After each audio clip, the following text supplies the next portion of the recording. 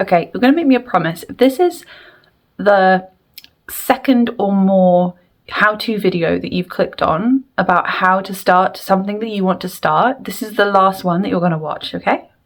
Because guaranteed, this is the answer that you're looking for. And I feel confident in saying that because this is not anything new.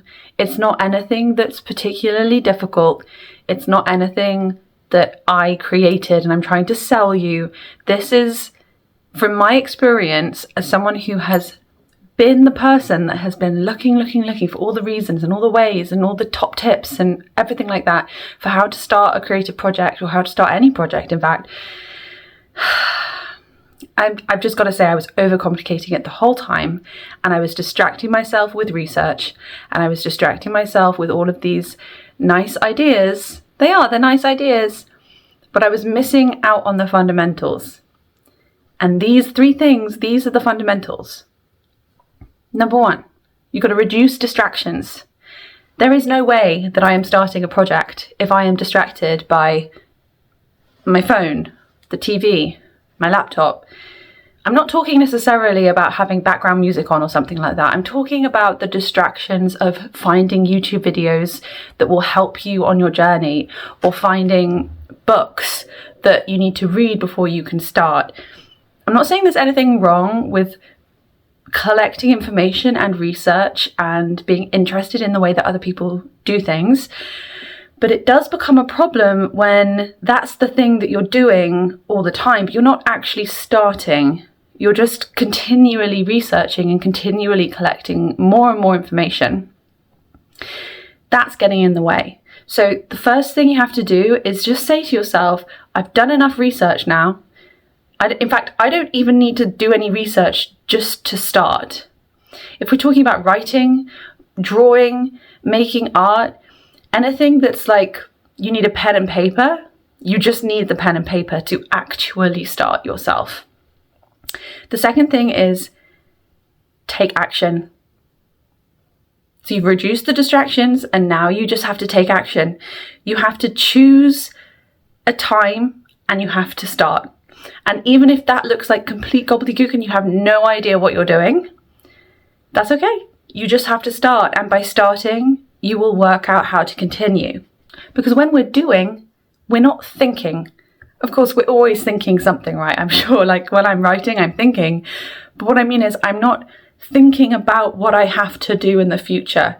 I'm in the present moment and I'm physically writing.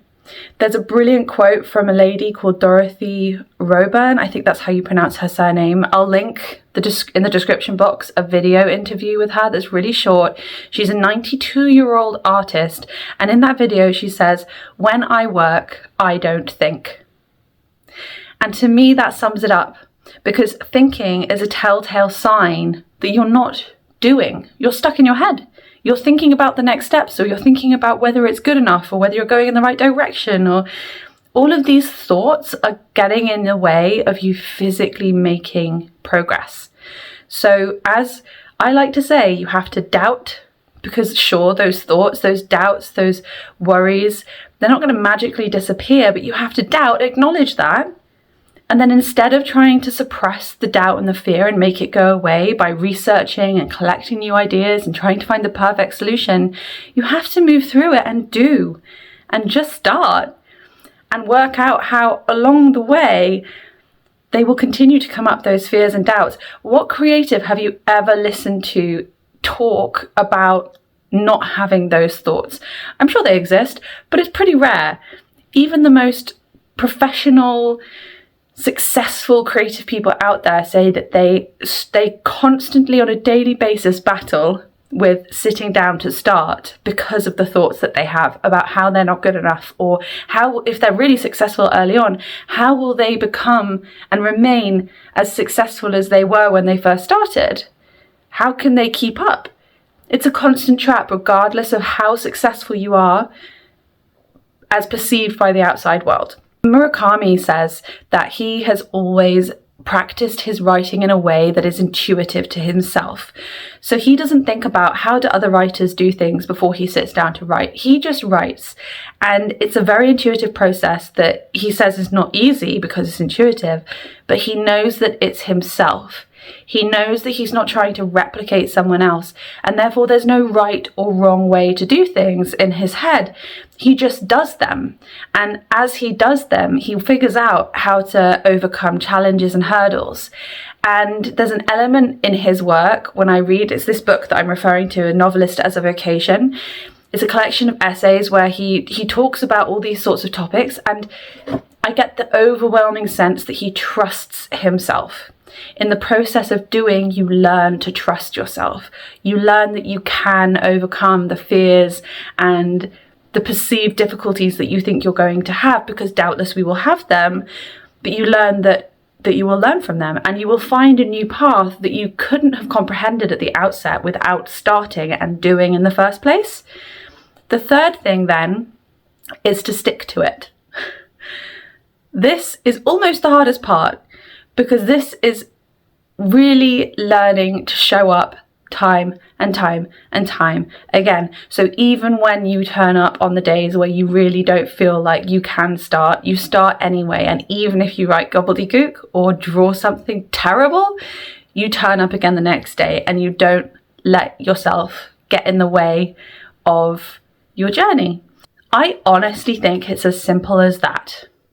It's as simple as that. And I spent so many months in the start of my creative journey trying to figure out how to make sure everything would go to plan and I was doing it perfectly. All of these things, they are adages, they're appendages. Is that the right word? They're the detail. But they don't and can't exist for you if you don't start with the simple basics of doing, practicing, carrying on, and sticking to it. So yeah, with that said, that's all I want to share today. I am passionate about it because I wish that I had worked this out sooner. And click off this video now and just go start. Go write a sentence, draw one thing, find something that fills you with a bit of creative spark, and just do it. Reduce the distractions, do it, stick to it. Wake up again tomorrow, do it again.